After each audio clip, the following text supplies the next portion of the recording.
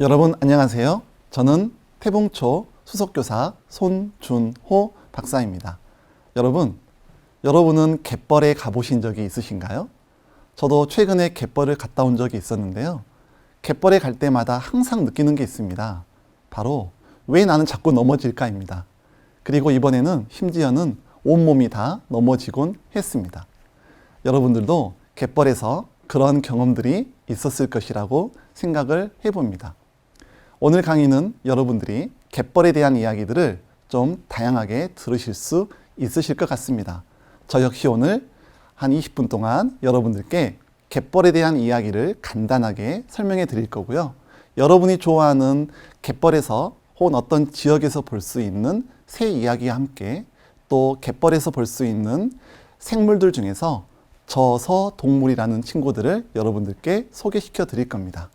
또한 갯벌이 얼마나 가치 있는 것인가를 아주 간단하게만 언급하고요. 자세한 이야기는 이제 교수님께서 강의하신 내용을 잘 경청해서 들으시면 좋겠습니다. 오늘 여러분과 함께 논의할, 같이 이야기할 주제 제목은 바로 갯벌에는 어떤 생물이 살고 있을까입니다.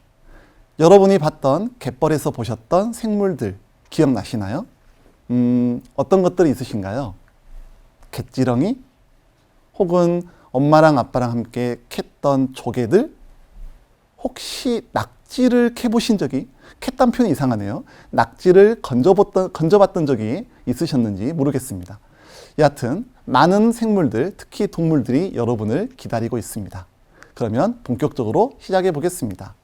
지금 보시는 화면에서 우리나라의 대부분의 갯벌의 지역이 나와 있습니다. 무려 경기도 인천 지역 그리고 전라남도 지역까지 해서 엄청나게 많은 갯벌의 지역이 나와 있습니다.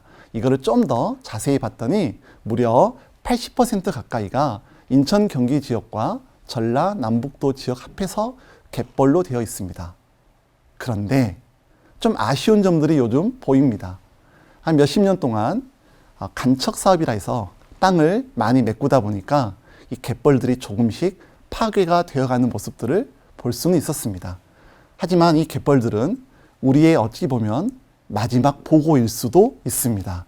그래서 갯벌에 대해서는 우리가 좀 더 깊이 있게 그리고 관심을 갖고 우리가 생각을 해보면 좋겠다 싶어서 오늘 주제를 가지고 왔습니다.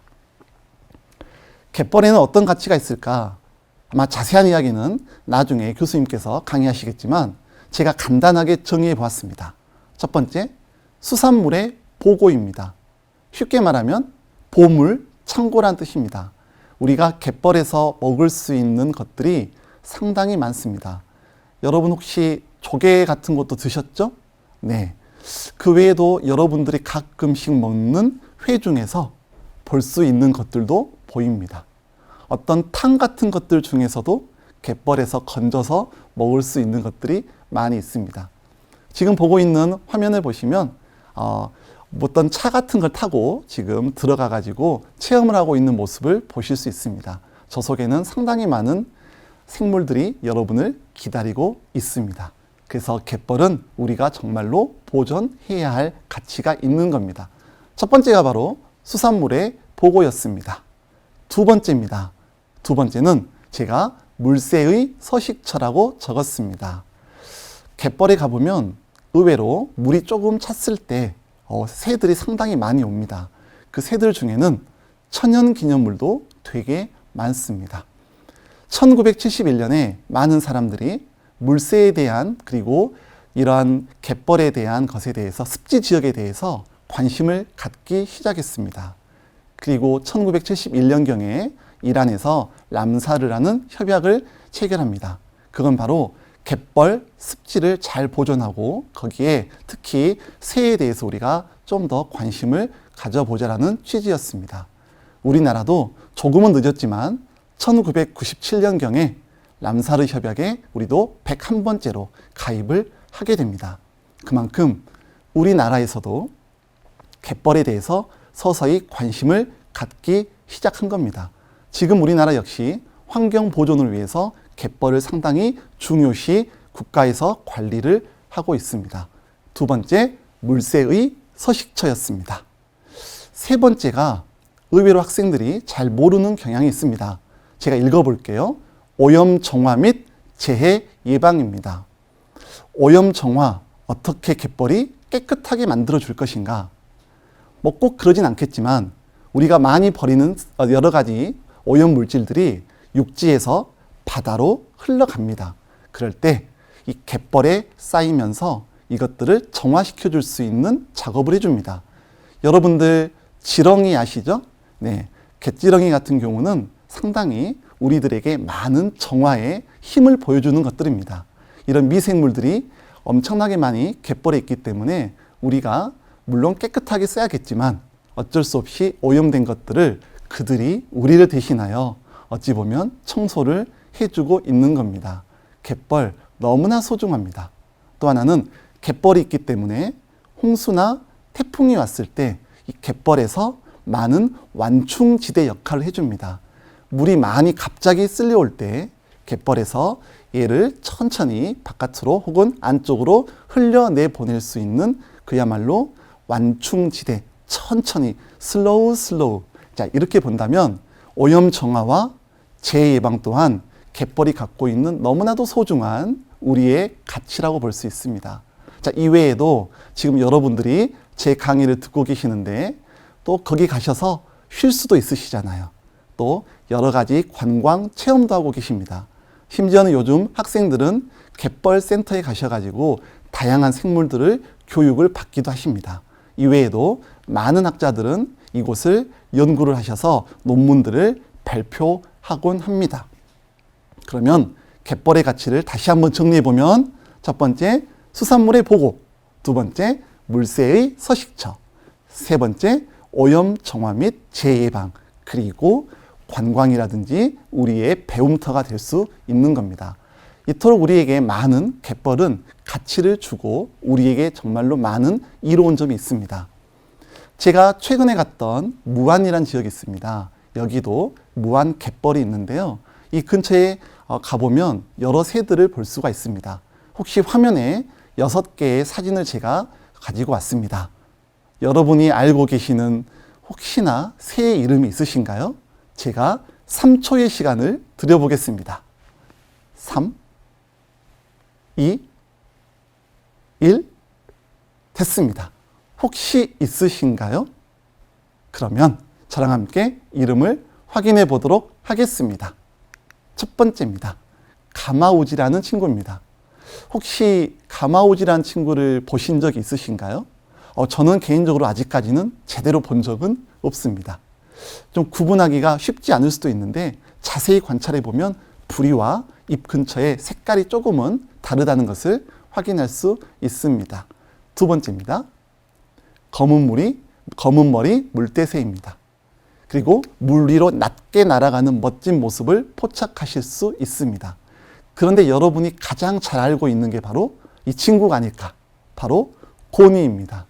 고니는 천연기념물 201호라고 합니다. 그만큼 너무나도 소중한 친구입니다. 그러고 보니까 선생님 어렸을 때는 고니라는 저 친구를 많이 봤던 것 같은데 최근에는 조금 그만큼 줄어든 것 같기도 합니다. 하여튼 우리가 보존을 할 필요가 있을 것 같습니다. 네 번째 나온 저 친구의 이름 바로 고방오리입니다. 색깔 되게 이쁘지 않습니까? 간혹 저희 장식품에 보면 고방오리를 가지고 목재라든지 이런 걸로 예쁘게 장식해 놓으신 분도 계시더라고요. 되게 아름답더라고요. 다섯 번째 친구입니다. 바로 노랑부리 백로입니다. 부리를 보실까요? 부리 색깔이 노랑색입니다. 그렇습니다. 그래서 우리는 노랑부리 백로라고 합니다. 여섯 번째는 노랑부리 저어새입니다. 노랑부리 백로와 노랑부리 저어새가 조금 헷갈릴 수 있지만 노랑부리 저어새의 끝부분을 보면 차이가 있음을 확인할 수 있습니다. 저 친구 역시 천연기념물 제205호로 지정되어 있습니다. 제가 지금 무안급만 이야기했지만 우리나라에 있는 많은 갯벌에도 이와 같은 많은 새들이 존재할 거라고 생각을 합니다. 좀 더 보겠습니다. 5개의 사진을 동시에 보셨습니다. 이 또한 제가 3초의 시간을 드려보겠습니다. 분명히 1개 정도는 아시는 동물이 있을 겁니다. 3, 2, 1, 됐습니다. 혹시 찾으셨나요? 네. 저는 다른 건 모르겠는데 저 네 번째는 알겠더라고요. 저 네 번째는 너무 자주 봤거든요. 한번 확인해 보겠습니다. 첫 번째, 뿔론 병아리입니다. 귀엽지 않습니까? 되게 귀엽습니다. 저 친구들이 막 물리를 헤엄쳐 다니는 모습을 보면 저 역시도 헤엄치고 싶을 만큼 되게 귀엽다는 생각을 해보았습니다. 두 번째입니다. 민물 가마우지입니다. 저것도 날고 있는 모습을 지금 포착했는데요. 저는 개인적으로 민물 가마우지를 딱 2번 본 적이 있습니다. 저 친구도 되게 귀엽습니다. 우리가 저러한 새들을 관찰할 때는 될 수 있으면 어떠한 도구를 쓰면 좀 더 깊이 있게 잘 관찰할 수 있으실 겁니다. 세 번째가 바로 외가리입니다. 외가리의 다리를 한번 봐보실래요? 되게 길쭉합니다. 아마 외가리 중에는 아마 저 외가리가 가장 길고 큰 동물로 저는 알고 있습니다. 아까 제가 말씀드렸던 네 번째 동물을 지금부터 소개합니다. 짜잔! 그렇습니다. 무슨 오리라고요? 다 같이 청둥오리입니다. 청둥오리인데요. 제가 여기서는 좀 시간을 할애해 보겠습니다. 2마리의 청둥오리가 지금 물리를 잘 걷고 있습니다. 걷는다는 표현이 맞겠죠? 물리를 헤엄치고 있습니다. 저 둘 중에서 수컷이 있고요. 암컷이 있습니다. 혹시 한번 찍어보실래요? 어떤 게 수컷일 것 같습니까? 네, 선생님이 찾아본 자료에 의하면 저 왼쪽에 있는 머리 쪽에 녹색에 있는 쪽이 수컷이라고 합니다. 그리고 흑갈색이 아마도 암컷으로 생각이 됩니다. 이렇게 한 쌍이 저렇게 물리를 한가로이 노니고 있는 모습이 참 보기가 좋습니다. 5번째인 황조롱입니다. 황조롱을 보면 주변의 색깔과 좀 비슷하게 보이긴 합니다만 또 날아다닐 때 보면 좀 더 나으실 거라고 생각합니다. 무안에서 보이는 다양한 새들을 여러분은 지금 보셨습니다. 이외에도 아주 많은 새들이 여러분을 기다리고 있습니다. 혹시나 시간이 되시거나 여유가 있으시다면 다양한 검색 활동을 통해서 갯벌에서 볼 수 있는 다양한 새들을 한번 확인해 보시면 좋겠습니다. 다음으로는 제가 서해안 쪽에 있는 갯벌의 저서 동물들을 소개하려고 합니다. 국립수산과학원에서 여러분들에게 좀 더 쉽게 설명하기 위해서 갯벌에서 살고 있는 저서 동물의 포스터가 나온 적이 있습니다. 오늘 몇 번의 자료 속에서 저 포스터를 제가 캡처해서 여러분들께 보여드릴 겁니다. 그런데요, 저 저서 동물들을 아직까지 분류하는 방법들이 여러 가지가 있다고 합니다. 어떻게 보면 생물 계통으로 보면 갯지렁이라든지 연체동물, 그리고 갑각류, 극피동물 같은 것들로 구분할 수도 있고요. 크기로 보면 정말 큰 친구들, 그리고 대형, 중형, 그리고 소형으로 구분하기도 합니다. 여하튼 이 저서 동물들은 일반적으로 우리가 딱 보았을 때 척추가 없는 무척추 동물들을 많이 볼 수 있습니다. 그래서 저서 동물들 하면 그냥 무척추 동물로 생각하셔도 크게 무방할 정도로 그렇게 아주 다양하게 보실 수 있다고 생각하시면 좋겠습니다. 그러면 무척추 동물들 어떤 것들이 있을지 한번 확인해 보겠습니다. 제가 이름을 가려놨어요. 저도 사실은 제대로 구분을 못할 때가 많이 있는데요. 한번 보실까요? 첫 번째입니다. 저 하얀색 자태가 참 예뻐 보입니다. 첫 번째 이름은 떡조개라는 친구입니다. 친구라고 하긴 그러네요. 우리가 먹어야 되니까. 떡조개입니다. 잠깐만요. 화면 뒤쪽에 보면 무언가 기어다니고 있죠. 조금 있다가 저 친구들 또 제가 소개해 드리도록 하겠습니다. 두 번째입니다. 여러분들이 갯벌에 가면 가장 많이 수확해서 오는 그 친구 중에 하나가 바로 맛조개입니다.